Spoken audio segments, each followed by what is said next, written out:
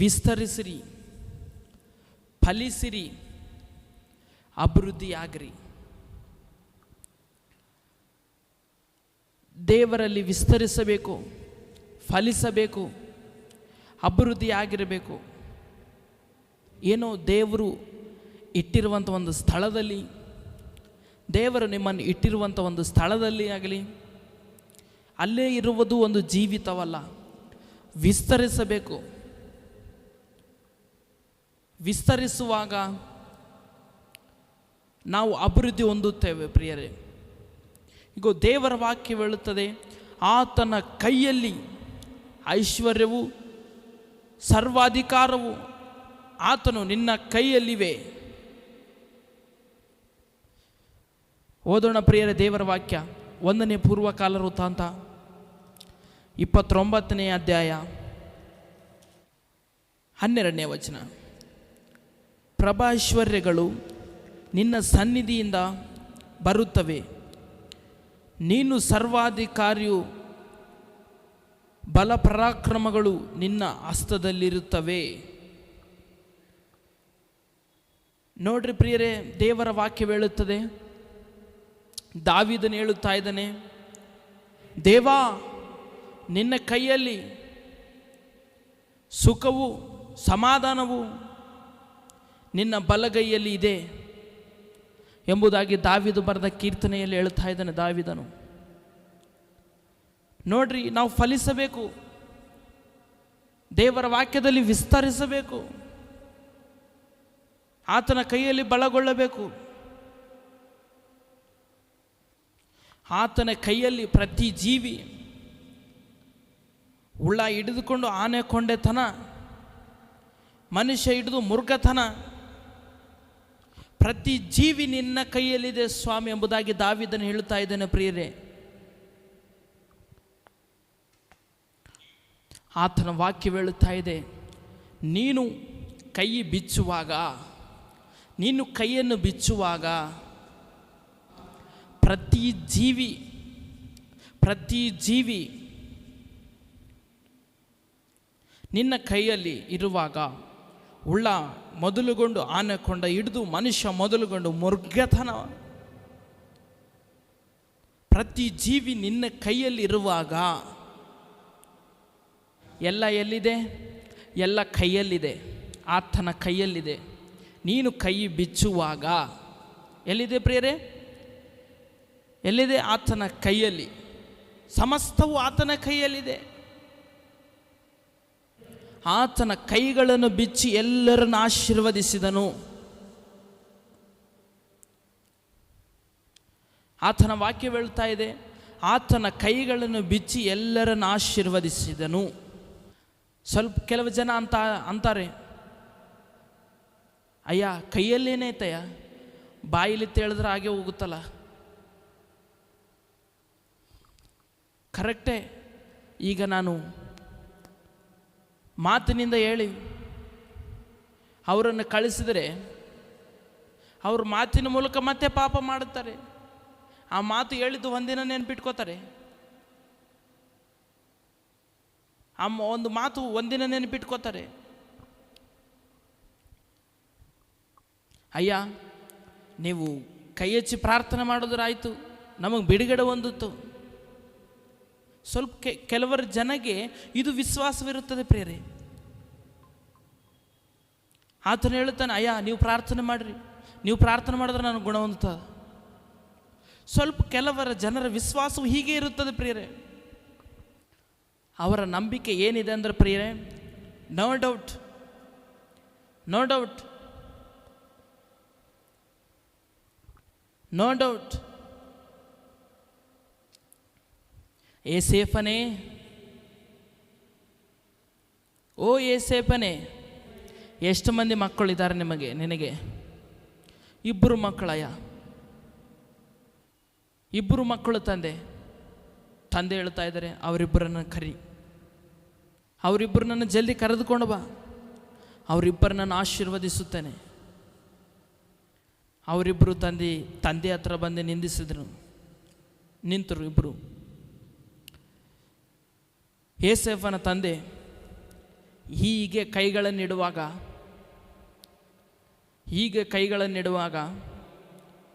ಇಡುತ್ತಾ ಹೋಗುವಾಗ ಕೈಗಳನ್ನು ಬದಲಾಯಿಸಿಬಿಟ್ಟನು.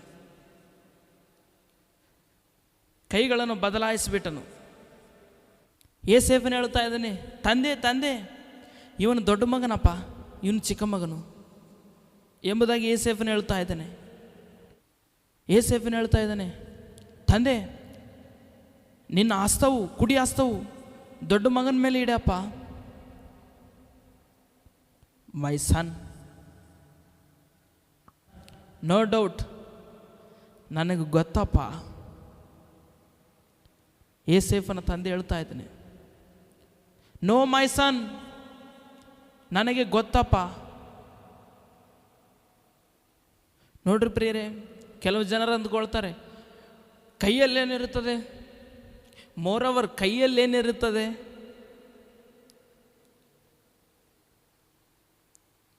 ಮತ್ತು ಅದರೊಳಗೆ ಬಲಗೈ. ಅದಕ್ಕೆ ನಮ್ಮ ದೇವರು ಹೇಳಿದ್ದಾನೆ, ನನ್ನ ದಕ್ಷಿಣ ಹಸ್ತದಿಂದ, ಹೇಳ್ರಿ ಪ್ರಿಯರೇ, ನನ್ನ ದಕ್ಷಿಣ ಹಸ್ತದಿಂದ ನಿಮ್ಮನ್ನು ಆಶೀರ್ವದಿಸುತ್ತೇನೆ. ವಂಡರ್ಫುಲ್ ಮಾತು. ಸ್ವಲ್ಪ ಜನ ಹೇಳ್ತಾರೆ ಪ್ರಿಯರೇ, ಬಲಗೈಯಲ್ಲಿ ಏನಿರುತ್ತದೆ?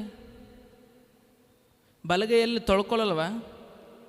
ಬಾಂಡೆ ಸಾಮಾನು ತಿಕ್ಕಲ್ವಾ? ಬಾಂಡೆ ಸಾಮಾನುಗಳು ಅದಕ್ಕೊಂದು ವಿಧಾನವಿರುತ್ತದೆ. ಐಶ್ವರ್ಯವು,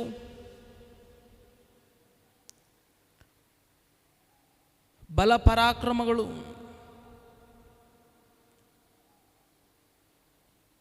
ಆತನ ಕೈಯಲ್ಲಿ, ಹಸ್ತದಲ್ಲಿದೆ. ಹಲ್ಲೆಲೂಯಾ. ಐಶ್ವರ್ಯವು, ಸಮಸ್ತವು ಆತನ ಕೈಯಲ್ಲಿವೆ. ಸ್ವಲ್ಪ ಜನಗೆ ಸೆಂಟಿಮೆಂಟ್ ಇರುತ್ತದೆ, ನಿಮ್ಮ ಕೈಯಿಂದ ಕೊಡ್ರಿ ಪಾಸ್ಟರ್, ಅಣ್ಣ ನಿಮ್ಮ ಕೈಯಿಂದ ಕೊಡ್ರಿ, ನಿಮ್ಮ ಕೈಯಿಂದ ಕೊಟ್ಟರೆ ಅದು ನನಗೆ ಎಷ್ಟು ಮಧುರ. ಸ್ವಲ್ಪ ಜನ ಅಂದುಕೊಳ್ತಾರೆ ಪ್ರಿಯರೇ, ಪಾಸ್ಟರ್ ಹೇಳ್ತಾರೆ, ಏಪ್ಪ ನಂಬಲಿಲ್ಲ, ಓ ಅಯ್ಯ ನಿಂಬಲ್ಲಿ ಐತ್ರಿ, ನೀವು ಕೈ ಇಟ್ಟುವಾಗ ಎಷ್ಟು ರೋಗಗಳು ಹೋಗಿದ್ದಾವೆ. ಇವ್ರ ವಿಶ್ವಾಸ, ಪಾಸ್ಟರ್ ಕೈ ಇಟ್ಟರೆ ರೋಗಗಳು ಹೋಗ್ಯಾವಂತ. ಸ್ವಲ್ಪ ಜನ ಇರ್ತಾರೆ ಪ್ರಿಯರೇ, ಡಾಕ್ಟ್ರ್ ಹತ್ರ ಹೋಗುತ್ತಾರೆ. ಸ್ವಲ್ಪ ಜನಗೆ ಡಾಕ್ಟ್ರು ಅದು ಎಷ್ಟು ದೂರ ಇದ್ದರೂ ಕೂಡ ಡಾಕ್ಟ್ರ್ ಹತ್ರ ಹೋಗ್ತಾರೆ. ಆ ರಕ್ತ ಕುಡಿತದೆ ರೊಕ್ಕ.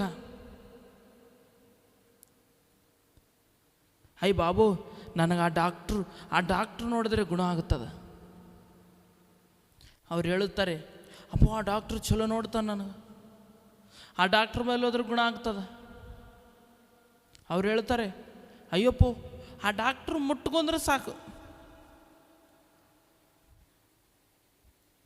ಆ ಡಾಕ್ಟ್ರೇ ಮುಟ್ಕೊಂಡ್ರೆ ನನ್ನ ಸರ್ವ ಲೋಕಕ್ಕೆ ಅಧಿಪತಿಯಾದಂಥ ತಂದೆ. ಹೇಳ್ರಿ ಪ್ರಿಯರೇ, ನೋಡ್ರಿ, ಇವ್ರ ವಿಶ್ವಾಸವು ಡಾಕ್ಟರ್ ಹತ್ರ ಹೋಗ್ತಾ ಇದೆ, ವೈದ್ಯರ ಹತ್ರ ಹೋಗ್ತಾ ಇದೆ. ದೇವರ ಮೇಲೆ ನಂಬಿಕೆ ಇಲ್ಲ, ದೇವರ ಮೇಲೆ ವಿಶ್ವಾಸವೂ ಇಲ್ಲ, ದೇವರ ಮೇಲೆ ಆಧಾರವಿಲ್ಲ. ಪ್ರಾರ್ಥನೆ ಮಾಡಲ್ಲ, ವಾಕ್ಯವನ್ನು ಓದಲ್ಲ, ಡಾಕ್ಟರ್ ಮಾತ್ರ ನಂಬುತ್ತಾರೆ. ಎಷ್ಟು ಕೆಲಸವಿದ್ರೂ ಕೂಡ ಕರೆಕ್ಟ್ ಟೈಮಿಂಗ್ ಡಾಕ್ಟ್ರು ಈ ಟೈಮಿಂಗ್ ಬರ್ತಾನೆ ಎಂಬುದನ್ನು ನೋಡಿಕೊಂಡು ಕರೆಕ್ಟ್ ಮನೆಯಾಗಿರ್ತಾರೆ. ಅದೇ ಸಭೆಗೆ ಬಾ ಅಂದರೆ 9:30 ಸಭೆಗೆ ಬಾ ಅಂದರೆ 10, 10:30, 11 ಮಾಡ್ತಾರೆ.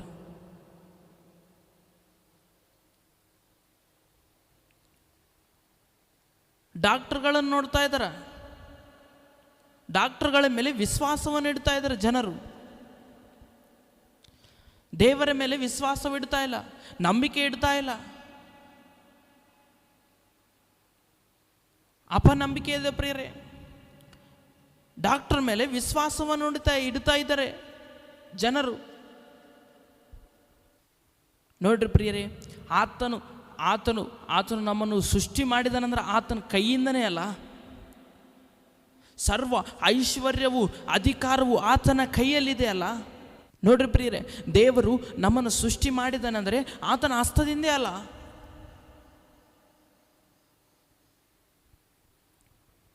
ಆತನು ನಮ್ಮ ಹಸ್ತದಲ್ಲಿಟ್ಟುಕೊಂಡಿದ್ದಾನೆ ಪ್ರಿಯರೇ, ಆತನು ನಮ್ಮನ್ನು ಹಸ್ತದಲ್ಲಿಟ್ಟುಕೊಂಡಿದ್ದಾನೆ.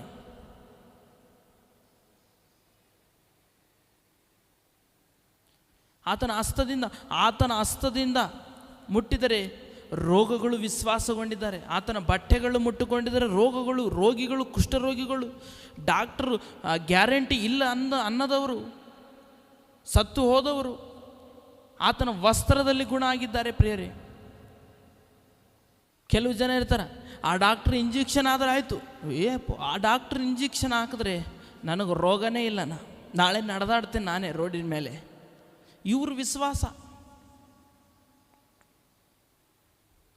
ನೋಡ್ರಿ ಪ್ರಿಯರೇ, ಜನರ ವಿಶ್ವಾಸವು ಹೇಗೆ ಹೋಗ್ತಾ ಇದೆ. ಆ ಡಾಕ್ಟರ್ ಕೈ ಇಟ್ಟರೆ ಸಾಕು, ಆ ಡಾಕ್ಟ್ರ್ ಒಂದು ಸೂಜಿ ಹಾಕಿದ್ರೆ ಸಾಕು, ಗುಣ ಹೊಂದ್ಬಿಡ್ತೀನಿ. ಜನರಲ್ಲಿ ಡಾಕ್ಟ್ರಲ್ಲಿ ವಿಶ್ವಾಸ ಹೋಗ್ತಾ ಇದೆ, ದೇವರಲ್ಲಿ ವಿಶ್ವಾಸವು ಹೋಗ್ತಾ ಇಲ್ಲ. ದೇವರ ಮೇಲೆ ವಿಶ್ವಾಸವನ್ನು ಇಡ್ತಾ ಇಲ್ಲ. ಡಾಕ್ಟರ್ ಮೇಲೆ, ವೈದ್ಯಗಳ ಮೇಲೆ ವಿಶ್ವಾಸವನ್ನು ಇಡ್ತಾ ಇದ್ದಾರೆ, ದೇವರನ ಮೇಲೆ ವಿಶ್ವಾಸವಿಡ್ತಾ ಇಲ್ಲ. ದೇವರ ಮೇಲೆ ನಂಬಿಕೆ ಇಡ್ತಾ ಇಲ್ಲ ಜನರು. ಹಾಗೆ ಸ್ವಲ್ಪ ಜನರಿಗೆ ನಂಬಿಕೆ ಇರುತ್ತದೆ.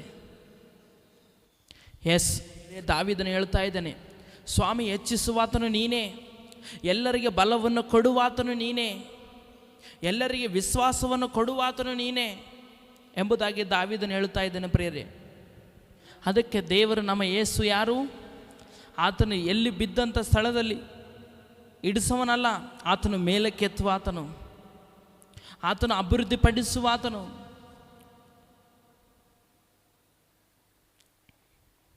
ಆತನು ನಮ್ಮನ್ನು ಹೆಚ್ಚಿಸುವಾತನು.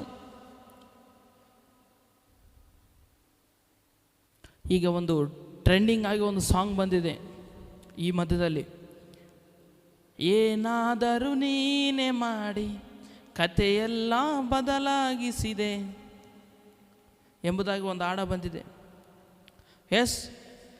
ಆತನು ನಮ್ಮ ಪರಿಸ್ಥಿತಿಗಳನ್ನು ಬದಲಾಯಿಸುವಾತನು. ಆತನು ನಮ್ಮನ್ನು ಕೆಳಬಿದ್ದ ಸ್ಥಳದಲ್ಲಿ ಮೇಲಕ್ಕೆತ್ತುವ ಆತನಾಗಿದ್ದಾನೆ. ಆತನು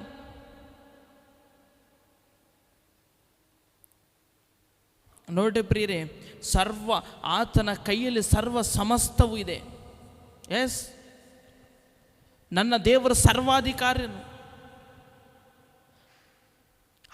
ಆತನ ಕಾರ್ಯವನ್ನು ಮಾಡುವ ಆತನು ಎಲ್ಲರಿಗೆ ಸ್ವಸ್ಥತೆಯನ್ನು ಕೊಡುವ ಆತನು ಇಲ್ಲದನ್ನು ಇದ್ದಾಗೆ ಮಾಡುವಾತನು. ನೋಡ್ರಿ ಪ್ರಿಯರೇ, ಒಂದೊಂದು ಸತಿ ಡಾಕ್ಟ್ರುಗಳು ಹೇಳುತ್ತಾರೆ, ನಾವು ಗ್ಯಾರಂಟಿ ಕೊಡಲ್ಲ, ದುಡ್ಡು ಮಾತ್ರ ಹಾಕ್ರಿ, ನಾವು ಗ್ಯಾರಂಟಿ ಮಾತ್ರ ಕೊಡಲ್ಲ. ಉಳಿತನೋ ಉಳಿಯಲು ಅದು ದೇವರ ಕೈಯಲ್ಲಿದೆ. ನೋಡ್ರಿ, ನಾವು ಡಾಕ್ಟ್ರ್ ನಂಬುತ್ತೇವು, ಆ ಡಾಕ್ಟ್ರ್ ನೋಡ್ರಿ, ಆ ಡಾಕ್ಟ್ರ್ ಏನು ಮಾಡಲ್ಲ. ನಾನು ನಿನ್ನ ಹಾಗೆ ಮೆಡಿಸಿನ್ ಕೊಡುತ್ತೇನೆ, ಕಮ್ಮಾಯ್ತಂದ್ರೆ ಓಕೆ, ಇಲ್ಲದ್ರೆ ಯಾರ ಕೈಯಲ್ಲಿಲ್ಲ. ಆ ದೇವರೇ ನಿನ್ನ ನಂಬಿಕೊಂಡ ದೇವರೇ ಕಾಪಾಡಬೇಕೆಂಬುದಾಗಿ ಡಾಕ್ಟರ್ ಹೇಳುತ್ತಾನೆ ಸ್ವತಃ. ಅದಕ್ಕೆ ಪ್ರಿಯರ ದೇವ ಜನರೇ, ದೇವರು ಗುಣಪಡಿಸುವಾತನಾಗಿ, ದೇವರು ನಿಮ್ಮನ್ನು ಬಲಪಡಿಸುವಾತನು. ನೀನು ಪೋಳೆ ಒಡಕಿನಲ್ಲಿ ಪ್ರಾರ್ಥನೆ ಮಾಡು, ಪ್ರಾರ್ಥಿಸು, ಹಗಲಿರಲು ಆತನ ಸನ್ನಿಧಾನದಲ್ಲಿ ಧ್ಯಾನಿಸು, ಪ್ರಾರ್ಥನೆ ಮಾಡು. ರೋಗ ಇದೆಯಾ, ಅಯ್ಯ ನನಗೆ ಜ್ವರವನ್ನು ತೊಲಗಿಸು ಎಂಬುದಾಗಿ ಪ್ರಾರ್ಥಿಸು ದೇವರ ಸನ್ನಿಧಾನದ ಹತ್ರ. ಡಾಕ್ಟರನ್ನು ವೀಕ್ಷಿಸಬೇಡ, ದೇವರನ್ನು ವೀಕ್ಷಿಸು, ದೇವರನ್ನು ನಂಬು, ಡಾಕ್ಟರನ್ನು ನಂಬಲಿಕ್ಕೆ ಹೋಗಬೇಡ.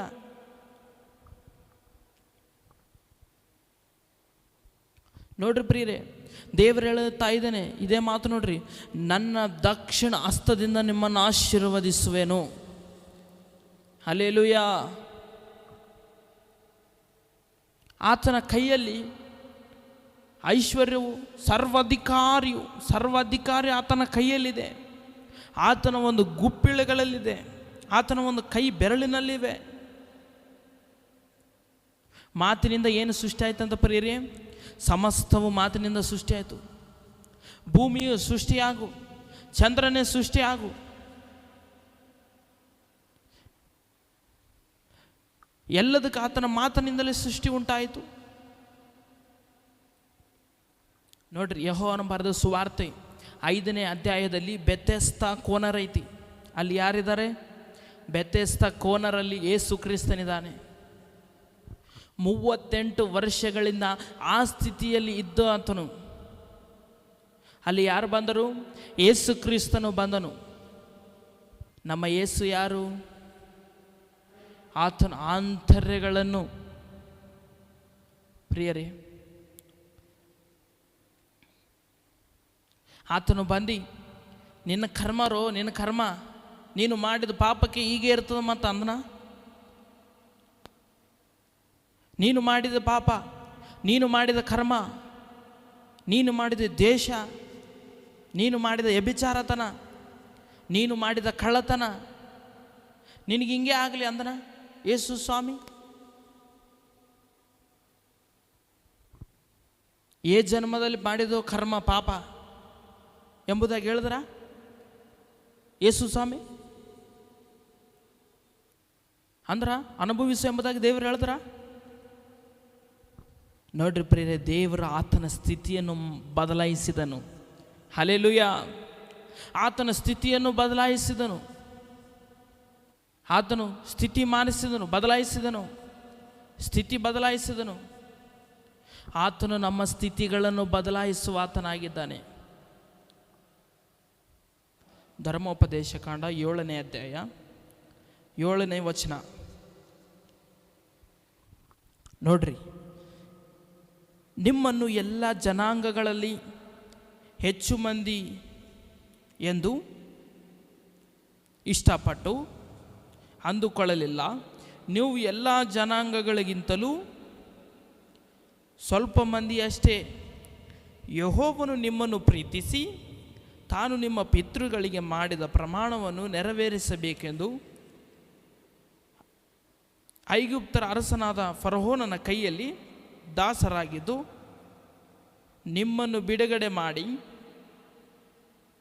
ತನ್ನ ಭುಜಬಲವನ್ನು ಪ್ರಯೋಗಿಸಿ ಆ ದೇಶದೊಳಗೆ ಬರಮಾಡಿದನು. ದೇವರು ಹೇಳ್ತಾ ಇದ್ದಾನೆ, ಸ್ವಲ್ಪ ಜನರು ನೀವು, ನಾನು ನಿಮ್ಮನ್ನು ಅತಿ ಹೆಚ್ಚಾಗಿ ಪ್ರೀತಿ ಮಾಡುತ್ತೇನೆ, ನಾನು ನಿಮ್ಮನ್ನು ಅತಿ ಹೆಚ್ಚಾಗಿ ಪ್ರೀತಿಸುತ್ತೇನೆ. ಧರ್ಮೋಪದೇಶ ಕಾಂಡ 28ನೇ ಅಧ್ಯಾಯ 1ನೇ ವಚನ ಓದಿಕೊಳ್ಳೋಣ.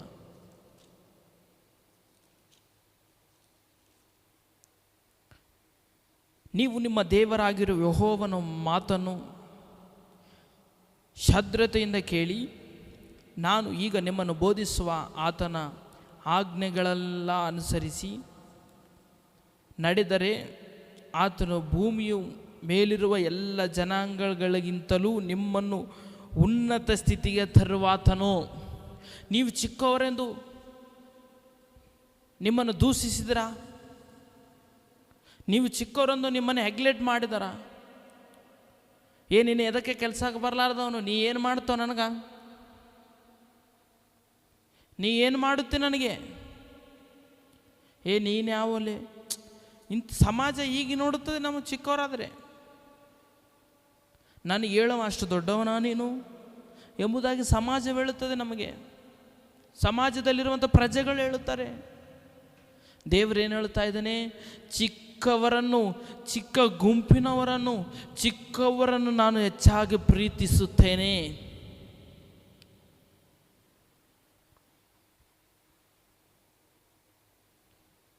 ನೋಡ್ರಿ ಪ್ರಿಯರೇ, 28ನೇ ಅಧ್ಯಾಯ 1ನೇ ವಚನದಲ್ಲಿ ಹೇಳುತ್ತಾ ಇದೆ, ನೀವು ನಿಮ್ಮ ದೇವರಾಗಿರುವ ಯೆಹೋವನ ಮಾತನ್ನು ಶ್ರದ್ಧೆಯಿಂದ ಕೇಳಿ, ಈಗ ನಿಮಗೆ ಬೋಧಿಸುವ ಆತನ ಆಜ್ಞೆಗಳನ್ನು ಅನುಸರಿಸಿ ನಡೆದರೆ ಆತನು ಭೂಮಿಯ ಮೇಲಿರುವ ಎಲ್ಲ ಆಜ್ಞೆಗಳಿಗಿಂತಲೂ ನಿಮ್ಮನ್ನು ಉನ್ನತ ಸ್ಥಿತಿಗೆ ತರುವ ಆತನು. ನೋಡ್ರಿ, ನೀನು ಅವಮಾನ ಹೊಂದುತ್ತಾ ಇದೆಯಾ? ನೀನು ಹಿಂಸೆಗಳು ಪಡ್ತಾ ಇದೆಯಾ? ನೀನು ಬಾಧೆ ಪಡ್ತಾ ಇದೆಯಾ? ಹೀನ ಸ್ಥಿತಿಯಲ್ಲಿದೆಯಾ? ಬಾಧೆ ಸ್ಥಿತಿಯಲ್ಲಿದೆಯಾ? ಈಗೋ ನಿನಗೊಂದು ಟೈಮ್ ಬರುತ್ತದೆ, ಆತನು ನಿನ್ನನ್ನು ಹೆಚ್ಚಿಸುತ್ತಾನೆ. ಹಲ್ಲೆಲೂಯಾ! ಆತನು ನಿನ್ನನ್ನು ಹೆಚ್ಚಿಸುತ್ತಾನೆ. ಕಾಯ್ದುಕೊಂಡಿರು, ಆತನ ಸಮಯಕ್ಕೋಸ್ಕರ ಕಾಯ್ದಿರು. ಆತನ ಸಮಯಕ್ಕೋಸ್ಕರ ಕಾಯ್ದಿರು. ಪ್ರಾರ್ಥಿಸು, ದೇವರ ನಂಬಿಕೆಯಲ್ಲಿ ದೃಢವಾಗಿರು. ಅನೇಕ ಜನಗಳು ತಳ್ಳಿದ್ರ, ಅನೇಕ ಜನಗಳು ಹಿಂಸೆ ಪಡಿಸಿದ್ರ,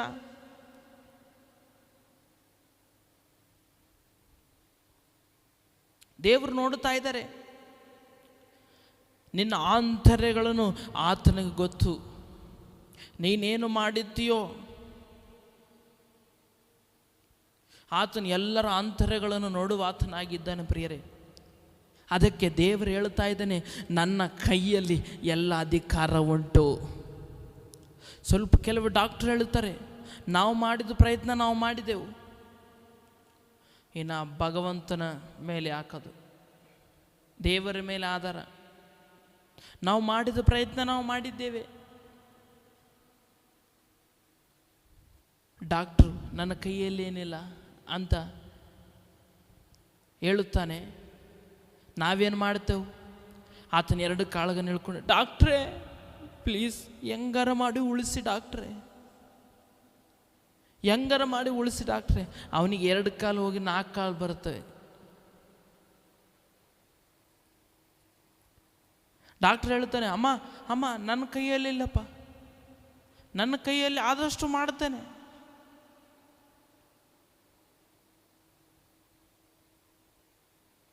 ನೋಡ್ರಿ ಪ್ರಿಯ, ಜನರು ನೋಡ್ರಿ, ಅನೇಕ ಜನರು ನೋಡ್ರಿ, ಡಾಕ್ಟ್ರಿಗೆ 5 ಲಕ್ಷ ಆಗಲ್ಲ 10 ಲಕ್ಷ ಆಗಲ್ಲ ತುಂಬುತ್ತಾರೆ. ಎದಕ್ಕಂದ್ರೆ ಪ್ರಾಣ ಇಂಪಾರ್ಟೆಂಟ್.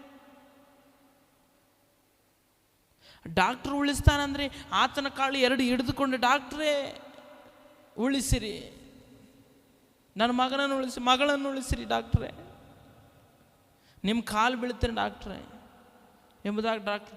ನನ್ನ ಕೈಯಲ್ಲಿ ಏನಿದೆ ಅಮ್ಮ? ದೇವರ ಕೈಯಲ್ಲಿದೆ. ನಾನು ನಿಮ್ಮ ಅಪ್ಪಲೆ ಮನುಷ್ಯ ಎಂಬುದಾಗಿ ಡಾಕ್ಟ್ರು ಕೂಡ ಹೇಳ್ತಾನೆ. ಡಾಕ್ಟ್ರು ಕೂಡ ಹೇಳ್ತಾನೆ, ಪಾಪ ನನ್ನ ಕಾಲು ಎದಕ್ಕೆ ಬೀಳ್ತಮ್ಮ, ದೇವ್ರ ಕಾಲು ಇಡಿ. ಇಲ್ಲ ಡಾಕ್ಟ್ರೆ, ನೀವೇ ಬೇಕು, ನೀವು ಉಳಿಸಿ ಹೆಂಗಾರ ಮಾಡಿ, ನೀವು ಉಳಿಸಿ ಡಾಕ್ಟ್ರೇ ಎಂಬುದಾಗಿ ಹೇಳುತ್ತಾರೆ ಜನರು. ನೋಡ್ರಿ ಪ್ರಿಯ, ಅದಕ್ಕೆ ಆತನ ಕೈಯಲ್ಲಿ ಸಮಸ್ತವೂ ಇದೆ. ನಮ್ಮನ್ನು ಎರಿಸಬೇಕಂದ್ರೆ ಆತನ ಕೈಯಲ್ಲಿದೆ, ನಮ್ಮನ್ನು ತೆಗೆಯಬೇಕಂದ್ರೆ ಕೂಡ ಆತನ ಕೈಯಲ್ಲಿದೆ. ಜಾಗೃತೆಯಾಗಿರ್ರಿ. ದೇವರ ವಾಕ್ಯವು ಸ್ಪಷ್ಟವಾಗಿ ಹೇಳುತ್ತದೆ, ಸಮಸ್ತವು ನನ್ನ ಕೈಯಲ್ಲಿದೆ, ನನ್ನ ಮಾತನ್ನು ಕೇಳಿರಿ, ಅದನ್ನು ಧ್ಯಾನಿಸುವ ಆತನು ಧನ್ಯನು ಎಂಬುದಾಗಿ ಆತನ ವಾಕ್ಯ ಹೇಳುತ್ತದಲ್ಲ. ಆತನ ವಾಕ್ಯವನ್ನು ಕೇಳುವವರು ಧನ್ಯರು, ಅವರು ಬಲ ಹೊಂದುವರು. ನೋಡ್ರಿ ದೇವಜನರ ಮಕ್ಕಳೇ, ದೇವರ ವಾಕ್ಯವನ್ನು ಅನುಸರಿಸಿರಿ, ದೇವರ ವಾಕ್ಯದೊಂದಿಗೆ ನಡೆಯಿರಿ. ದೇವರ ವಾಕ್ಯ ಹೇಗೆ ಹೇಳುತ್ತದೆ ಹಾಗೆ ಕೇಳಿರಿ, ನೀವು ಧ್ಯಾನಿಸಿರಿ, ದೇವರ ವಾಕ್ಯ ಅನುಸಾರ ನಡೆದಿರಿ. ಯಾವ ಡಾಕ್ಟ್ರಿಂದ ಬೀಳಬಾರ್ದು, ಯಾವನೆಂದು ಬೆಳಿಬಾರ್ದು. ಯಾವನ ಆಶ್ರಯ ಬೇಕಾಗಿಲ್ಲ ನಮಗೆ. ಮನುಷ್ಯನ ಆಶ್ರಯ ಎಷ್ಟು ಕಾಲ ಇರುತ್ತದೆ? ಮನುಷ್ಯನು ನೀನು ದುಡ್ಡು ಕೊಟ್ಟರೆ ಒಳ್ಳೆಯವನಂತಾನೆ, ದುಡ್ಡು ಕೊಟ್ಟಿಲ್ಲ ಅಂದ್ರೆ ಒಳ್ಳೆಯವನಲ್ಲ ಅಂತಾನೆ. ಮನುಷ್ಯನ ಆಶ್ರಯವು ಎಷ್ಟು ಕಾಲ? ಅದು ದೇವರ ಆಶ್ರಯವು ಸದಾಕಾಲವಿರುತ್ತದೆ. ದೇವರ ಆಶೀರ್ವಾದವು ಯಾವಾಗಿರುತ್ತದೆ, ಆತನ ಆಶ್ರಯವು ಯಾವಾಗಲೂ ನಮ್ಮ ಸಂಗಡಿ ಇರುತ್ತದೆ. ನಾವು ಸಾಯುತ್ತನ ಆತನ ಆಶೀರ್ವಾದವು ನಮ್ಮನ್ನು ಬಿಟ್ಟು ಹೋಗುವುದಿಲ್ಲ.